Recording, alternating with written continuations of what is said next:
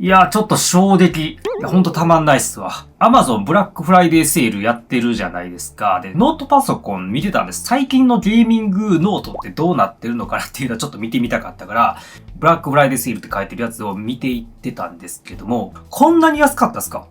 ゲーミング PC って。いや、ずっと最近新しいチップ出たからさ、Apple 製品ばっか見てたんですよ。ずっと Mac ばっかり見てて、MacBook Pro の最上位100万超えとかなってますから、なんかそれ見てたらさ、すごい安く感じたんですよ。だから、今日はちょっとゲーミング PC で今 Amazon ブラックフライデーセールがあるからさ、どんな感じのものがどれだけ安くなってるのかっていうのを見ていくんですけども、全部の紹介商品できないですね。あまりにも多いので。だから、ブラックフライデーセールって書いてるやつで、検索をして上から目についたやつだけちょっと見に行ってみましょう。いっちゃん初めに目についたのがこいつですね。MSI さんの 15.6 インチ。RTX 3050搭載薄型軽量って書いてますけども、一応グラボが入ってるので、そんなに薄型ではないよね。グラボの割にはって感じかな。15.6 インチタイプの標準的に好まれるサイズで 144Hz のリフレッシュレート。ゲーム用のデバイスになってますよね。とりあえずコスパよくゲーミングノート PC の入門ということで RTX 3050のモデルって感じかな。価格は相当安くないですか？こんな感じなんですか？しかも、見てくださいよ。メモリが 16GB で、ストレージが 512GB なんですよ。確か Mac はこれ6万円プラスなんですよね。ダメだ。もう頭が Apple に侵されてるな。なんかしばらくコールドスリープしてて、何年後かに目覚めて違う世界に来たような感じです。いつの間にか世の中デフレになってた。いやでも相当これ安いですよね。安いのかな？他のと比べて。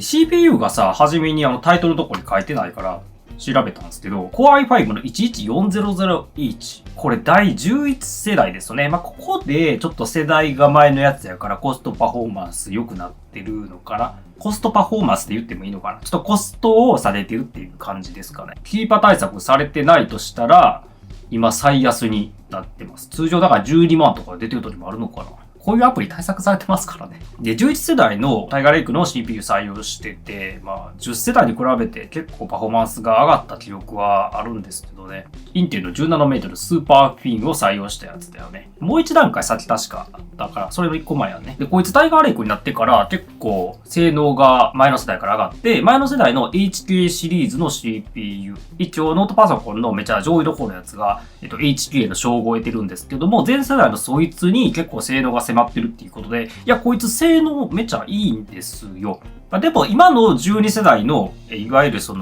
ビッグリトル、大きい小さいコアの組み合わせのやつじゃないから、それに比べるとマルチコアスレとかっていう感じになるけども、CPU そこまでこだわらなければっていう感じですよね。やっぱりモバイルで RTX 3050入ってるから、とりあえずグラボを走らせたいっていう人やね。だから、ゲームする人が多いと思うから、CPU のコア数そこそこでいいなって人もいらっしゃると思いますからね。結局のところコア数がめっちゃ増えたとしても、GPU 動かすときそこまで差が出るかっていうところもね、ありますので、RTX 3050が入ってて、これもなんか、ハイエンドではないので、ハイエンドとは言えないので、だったらそこそこの CPU でもいいのかなっていう割り切った考えで、コスパよく買える商品かなと思います。めちゃくちゃ安いですよね。すっごい。で、こいつ、アップグレードバージョンも何個かラインナップがあって、で、ブラックフライデーになってるのが、7番目のやつが144,800円で、これが2番目のオプションに比べて、圧倒的にこっち選んだ方がいいなって感じなんで、これはね、選択ミスらないようにしたいです。こいつ選ぶと、さっき言った12世代のね、i7-12650H っていうのを選べますけども、これがやっぱり一番でかいかな。コア数増やしたいとか、いいコアで駆動させたいとかね。で、12世代以降にやっぱこの大小コアの組み合わせになってるから、新設計に行った方がね、Windows レベルでね、スレッドディレクターみたいな感じで、手厚いサポートでパフォーマンス上げられてたりするんで、新しい設計行った方が、これからはいいかなっていう考え方もあります。なんかいいコア使ってたら、普通にアプリを、なんかアクティブのアプリをそのままバックグラウンド持っていった状態でもなんかいいコア切り替わるとか、そういう情報もあったから、そうやったらね、バッテリーで動くね、モバイルやと結構いいとこもあるのかなって思いますよね。でもどっちかっていうとこれも GPU の差が大きくて、新世代の GPU のね、RTX4050 になりますからね、ここがでかいですよね。価格差結構あるけども、マルチコアスレッドにかなり差があると思うから、エンコードとかね、したい人はね、こっち買ったらかなりいいですよね。ゲーミングは基本グラボの差になるからね、そのあたりどうかなっていう感じ。値段はだいたい5万以上違うじゃないですか。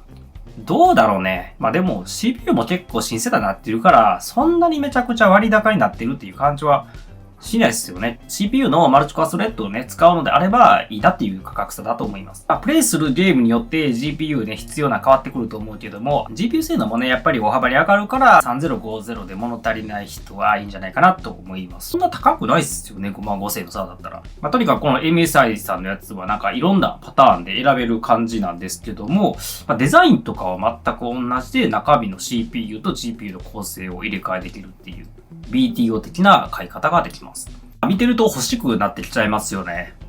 安いな。今見たのが MSI さんのゲーミング PC なんですけども、さらに、上位と言ってもいいのかな、クリエイター向けのスーパーノート PC があります。それがこちら。クリエイター Z16HX Studio。型番にスタディオっていう名称が入っているので、クリエイティブ作業に特化したものなのかなってとこですよね。もちろん GPU を突っ込んでるからゲームパフォーマンスも上がると思います。でもお値段がブラックフライデーなんだけども22万8000ということで MacBook 並みの値段がようやく来ましたね。こいつさっきのゲーミングに比べてさらに上位のクリエイター向けなのでパフォーマンスもごついです。CPU と GPU だけに目を向けがちなんですけども、まずこいつディスプレイが HDR1000 に対応しているところ、これがすごいですね。さらに上もあるんだけども、普通に選ぶ中ではもうこれ高品質が約束されているので、いっちゃってください。ミニ LED 採用と 165Hz のリフレッシュレートなのでかなりいいですよね。クリエイター作業でリフレッシュレートが高いものっていうことなので、動画編集、何するのかなクリエイティブ作業でリフレッシュレートってなんかめちゃくちゃいるやつとかってあるんですか？ちょっと僕 3D 処理とかやらないんでちょっとわかんないんですけど、なんかあるんですかね。しかもこっちは解像度もさらに高くなってるので、ディスプレイの時点ですでにクリエイティブみたいな感じで、それに追加してメモリも 64GB ストレージも 1TB っていうことで、もう十分ですよね。メモリ64なんで、写真加工とかもフル活用できますよね。さあ、CPU と GPU 大切なんで見ていきたいですが、CPU はモバイル最強の HX シリーズ。この HX の称号がある CPU は、いわゆるデスクトップ的な CPU がノート PC に入っています。先ほどの i7-12650H が、ノート PC のハイパフォーマンスのやつだったとしたら、この HX シリーズは、デスクトップクラスのやつを突っ込んでんだけれども、その分 PC 小さくできないっていうのがデメリットでもあります。ここまでいくとね、コア数もめちゃくちゃ上がるから、クリエイティブ作業用の PC なので、なんか動画書き出しとかレンダリングとかむちゃくちゃ早くすることができます。最高峰の HX シリーズなので、正直買うのにちょっと勇気がいります。ノート PC で HX シリーズの CPU いるのかなっていうのもあるんだけど、PC でかくなっちゃうからね。でかくなりすぎると、モバイル性能がなくなるから、なんかそれだったらデスクトップでもいいんじゃないか的な考え方も出てきますよね。しかもお値段がごついので20万超えだから、結構それなりのいいデスクトップ PC も買えちゃいますよね。でも、こいつディスプレイがすごく良かったりとかね。最悪その持ち運びができるっていうのがノート PC のいいところなので、利点はあると思います。とにかくこいつめちゃくちゃ金額が高いので、ディスプレイの機能性がいらないっていう人は別に選ぶ必要はないと思います。GPU はさっきも選択できた RTX4060 だから、CPU でよくそういう変換作業とか書き出しする人とか、その終了時間をなるべく早めたい人、そして高品質のディスプレイにこの金額を投資していると考えましょう。HX シリーズってどう思います？ノート PC でいるかなっていうのもありますけどね。ようやく Windows の中でも高いなって思わせてくれるような商品に出会いましたね。でも多分普段 Windows ユーザーの人からしたら何言ってんねんって感じなんでしょうね。次は、エイサーさんの、これも結構高いやつっていうかめちゃくちゃ高いですよね。上には上がありました。プレデター、ゲーミングノートパソコン、ヘリオス16、38万6000でございます。さらに上ということで、もちろんこいつは GPU に金がめっちゃかかってます。今値段見たら、アプリが正確であれば7万円引きの状態なので、7万円引きはでかいよね。でもそれでも38万円するんですけど。入ってる CPU が i9-13900HX が入ってます。i7 からこの i9 の称号を得てますので、E コアがかなり増えて、マルチコアスレッドがさらに爆増してますね。最強の CPU が入ってるっていうことですね。こういうのってキーボードも結構いいんですよね。ゲーミングということで、なんかこのキーボードの品質とかもやっぱり自由に交換できるもんじゃないから、お店で試したりとかね、始めしたいんですけどね。いいのが入ってるでしょう。ディスプレイもゲーミング仕様になってます。IPS でありながら 240Hz の 3ms。ゲーミング PC ですよね。GPU が4080ですね。ここが重要になってます。GPU ってデスクトップ用とノート用で分けられてるんですけども、基本的に同じような感じなんですけども、ノート用にはノート用として、ちょっと制約が出てきたりしますね。でかい熱々のやつをノート PC のコンパクトなやつに入らへんから、基本はクロックをされたりとか、型番によるねんけどもコアスをされたりとか、そういうちょっと縮小版みたいになってるので、基本ノート PC 用のやつと名前が3050とか4080とか同じだったとしても、ノート PC 用のやつは全く違うものです。ノート PC は性能が爆下がりします。でも爆下がりって結構これ物によって違って、一応傾向で見ると、3050とかそこそこの GPU はデスクトップと比べてもそんなに変わらへんみたいな感じなんですけども、例えばこの4080とかかなり上位になってきますよね。さらにその上の4090とかになっていくと、デスクトップバージョンのやつと比べて、フレームがぶっちゃけ半分ぐらいになってたりとかするのでね、かなり使用上制限がね、あったりとかしてますので、だから傾向的にはスーパーハイエンドに近づけば近づくほど、モバイルはちょっとコスパが悪くなるんじゃないかなっていうようなイメージを僕は持ってます。だからノートでおすすめできるのは 3060Ti とか、そのあたりかなと自分は思ってるんですけどね。どうですか？もちろんこれってコストパフォーマンスを考えた上での意見だから、なるべくフレーム稼ぎたいっていう人もおるから、そういう人はもちろん上位行ってください。4080入ってますからね、これ以上もほぼ文句言えないですよね。あとパフォーマンスゲインにはなるけども、その分消費電力が多分爆上がりしちゃうと思うから、モバイル機能は正直諦めないといけないなっていう気もしますね。特に Windows ノート PC ははじめ Mac に比べて、かなり安いって僕言っちゃったんだけども、Windows って基本特に GPU 入ってたりとかすると、常にコンセントさしてる状態じゃないとフル活用できないです。コンセントさしてる時と抜いてる時でめちゃくちゃ性能が変わってきますので、基本ゲーミング、ゲームするからね、ずっと挿してると思うけども、挿しっぱなしでプレイしましょう。パフォーマンスが全然変わってくる可能性があります。常にこの性能と持ち運びとかができるモバイル性能っていうんですか、これがもう常に葛藤がありますよね。4080ね、頑張ってくれたらいいんですけど、GPU もね、最大、4060あたりから 1.5 倍ぐらいになってくれればいいなと思うんだけど、いろんなね、電力とか発熱とか制約とかもあるので、過度な期待はできないんだけども、ちょっとでも GPU 性能上げたいっていう人は、こういう最上位を買っても面白いかなとは思う。いやでも38万円か。やっぱり感覚バグってるな。で、GPU のパフォーマンスも Mac より絶対高いからっていうのあるんだけど、ちょっと、これで40万かっていう感じはするよね。でも、こういう高いゲーミング PC をちょっと躊躇してしまう理由の一つが、やっぱ保証がちょっとねっていうのもあるんですよね。このエーサーさんのサイトでちょっと見てみたら、1年間保証が基本ってなってたから、延長保証とかできるのかな？ちょっとさすがにこの金額を1年間保証ってきつくないですか？特にノート PC の場合って、修理代ができたとしてもやっぱかかるんで、ちょっとそこでね、っていうところはあります。ちょっと高いんだけど、マウスコンピューターさんのさ、この、一応ゲーミングノート、性能は全然違うんだけどね。20万円で RTX4060 になっちゃうんだけども、なんでこれちょっと選んでみたかっていうとさ、3年間保証って書いてるんですよね。こんな感じでやっぱりBTO 系のやつって3年間保証とかついてるやつがあるから、これ多分初めから3年間保証なんですよね。結構良くないですか？値段も MSI さんの RTX4060 同士で比べると、ちょっと高すぎる感じになっているので、これを保証金額として払うかどうかやね。5万円差はちょっときつい。2万5千円ぐらいやったら全然ありだなと思うけどね。どうだろう。でも3年間保証の安心感ってすごいありますよね。金額の違いはちょっとあるけども、こいつに行くと第13世代の i7-13700H になるんですよね。GPU 同じやけど、ここが最新世代になるということですね。13世代と比べたら、E コアが増えてるんですよね。だから普通の12世代と13世代の進化をさせた感じの変わり方やね。12世代でビッグリトル設定を採用して、その後13世代でいいコアを増やして限界を目指すみたいな感じなので、ここもマルチコアが高くなるので、マルチコアスレッドが必要な人はいいかなっていう感じ。5万円ぐらいの差があるから、とにかくちょっと高くなったとしても、日本国内の BTO ショップのやつとかって延長保証3年間とか入れたりするから、どっちかっていうと自分はノート PC 買うときは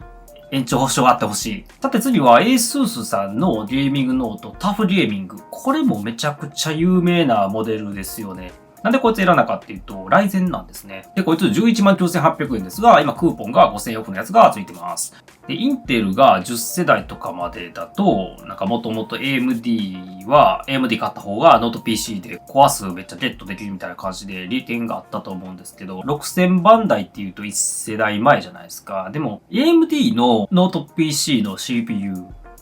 しんどいんですよね。すごいしんどいんですよ。わからないんですよね。今、ライゼンのモバイルって7000番台なんですけど、7000番台とかも関係なくなってきているんですよね。アーキテクチャが何世代に分かれてるんやっていう感じになって、7000番台っていうシール貼られてるだけで、いや、全然なんか、設計の世代が昔のんじゃんみたいな感じになってるから、後ろの型番で判断しなきゃいけないことになってて、めちゃくちゃめんどくさい感じになってます。絶対これ電気屋さんとかってさ、ライゼン CPU のノート PC 間違えて買ってる人がめちゃくちゃ多いと思いますよね。すごくややこしいんで、一番わかりやすい選び方としては、もう普通にベンチマークのスコアで選んであげればいいのかなと。そんな気もします。ライバルのインテルと、シネベンチとかでもいいんで、普通にスコアで比較してあげる方が簡単かもしれないですよ。こいつどんぐらいなんですかね。はじめの 12650H とかとそのあたりのそこまでの差はないんじゃないですかね。もうちょっと低い。GPU は3050に比べて、値段がね、少し割高の感じも出てますけども、RTX3060 やけども、MSI のが3050だから、ちょっと金額的にこっち割高な感じはしますよね。なんかこっち行くんだったら、MSI の方が良さそうな気がする。どうなの？他のなんかデザインとかキーボードとかそういうところも違うから、そこはね、そういういろんなところで判断していきたいなっていう感じやけども、フル HD なんで、140Hz でできるだけフレームを安定させたいっていう、一般的なFPS 系のゲームですね。あれに向いてます。3050に比べてね、かなり安定性を増すと思いますけどね。タフゲーミングも安いですよね。安くゲームを済まそうとすると、フル HD に落としてあげると、コストがね、良くなるんで、そういう買い方するのも手っ取り早いかなと思います。MSI さんのやつよりもっと安い面白いやつがありました。レノボさんの高性能ノート PC IdeaPad Gaming 370 15.6 インチの GeForce RTX 2050。1個前の世代ですかこれも Ryzen 5 7535HS っていうすごく細かい型番で。でもこれメモリが8GB なんですよね。ちょっとこのゲーミングって歌ってるのに 8GB ってちょっとひどくないですか？自分で増設もできますからね、Windows は。ゲーミング、通常利用どちらの面でも役に立つ長時間バッテリーを搭載。約 13.8 時間バッテリー苦労。間違いなくゲームはしていない。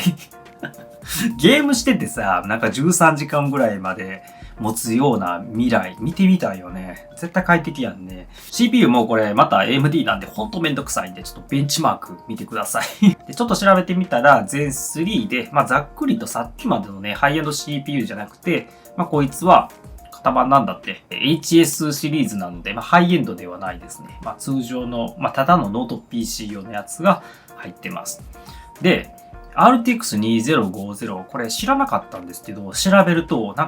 面白い事実が見えてきました。これ前の世代なんだけども、実は3000番台シリーズなんじゃないかっていう情報があって、海外のページで紹介があったんで読み上げてみると、RTX 2050は RTX 2000番台シリーズにもかかわらず、ベースはアンペアになっており、GPU コアには GA107 を採用している。また、クロックメモリなども一部の仕様を除いたら、どうやら RTX 3050と仕様が共通であると。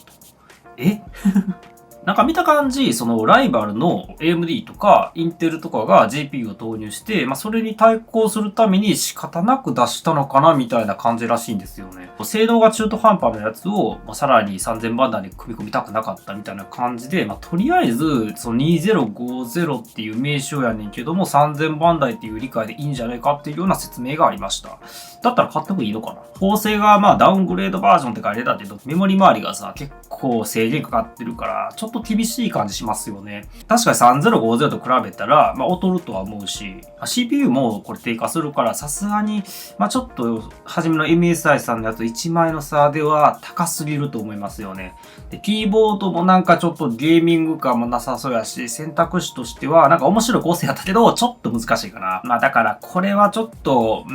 選択肢としては微妙な感じもします。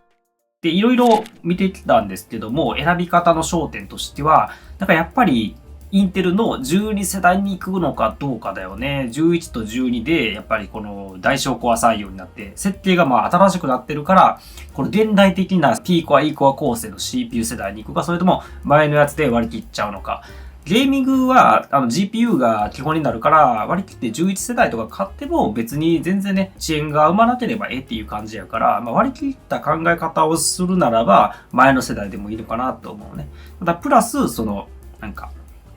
動画編集作業とか、そういういろんなね、他のクリエイティブ作業をするんだったら CPU 欲しいよねっていうような感じになるんじゃないかなと思います。あとは E コア採用してるから、そこでもしかしたらバッテリー貢献してくれるかもしれないけども、結局のところめちゃくちゃパワー使ってる時ってバッテリー消費しちゃいますからね。でも個人的には、せっかくなんで12世代今から行ってみたいかなっていう気持ちなんですけどね。でもさ、結局ゲームするんだったらいい子はそんな使わないよねっていうことでいらないような気もしますけどね。AMD さんに関しては、お願いします。アーチ揃えてください。めちゃくちゃわかりにくいんで。絶対家電量販店とかで、たくさんの被害者が出てると思いますので、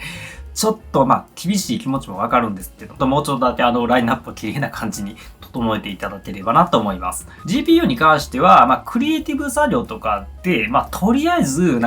グラボを入れときたいなっていう人は、まず RTX 3050でいいかなと思います。ノートでも GPU 性能上げたいんだったら、最大でも3060Ti の1個上の3070ぐらいまでじゃないかなと思いますけどね。ゲーミングデバイスって考えたときに、最近ってやっぱりこのゲーミングノートの価値がちょっと下がってるんじゃないかなと思ってます。というのは最近 Steam とかでね、Windows でゲームプレイする人ってほとんどプラットフォームとして使ってるじゃないですか。でそうするとリモートプレイができるんですよね。例えば家に強いゲーミングマシンを置いておけば、家の中でスマホとか、安い中華タブレットとか買ってもリモートプレイできるじゃないですか。そっちの方が良さそうな気がする。だってそもそもゲーミングノート PC って持ち運べないから、ハイエンドになればなるほど持ち運びにくくなるから、それだったら家の外でプレイってもちろん難しいですよね。じゃあ家の中で持ち運びでプレイするんだったら、家にめちゃめちゃ強いデスクトップ買っておいて、家中でリモートプレイで遊んだ方がいいんじゃないかなっていう気もしますけど、どうでしょうか。もちろんリモートプレイは Wi-Fi やから、でも一回やってみてください。意外と、快適にできたりします。最上位とか行くと、今回のやつでもさ、40万円近くなってたりとかしてたから、それやったら結構ね、デスクトップで揃えてもいい感じっていうか、それ以上のパフォーマンス発揮できる GPU 入れれますからね。ゲーム環境はちょっとリモートプレイも考えながらノート PC を選んでみてください。あと、やっぱり大切なのは、保証が大切になりますので、1年間保証、個人的にはちょっと短すぎるなって思う感じなんで、ちょっと割高でもいいんだったら国内の BTO とかで3年間保証延長入ったりできるところですね。そういうのも割高だとしても、ある意味割安になりますので、選んでみてはいいのかなと思います。簡単にもう全部紹介できひんから、ブラックフライデーのやつでね、見ていったけど、もしかしたらね、もっともっといいやつ、割安のやつがあるかもしれないので、もしあれば教えてください。じゃあ今日の動画は終わり。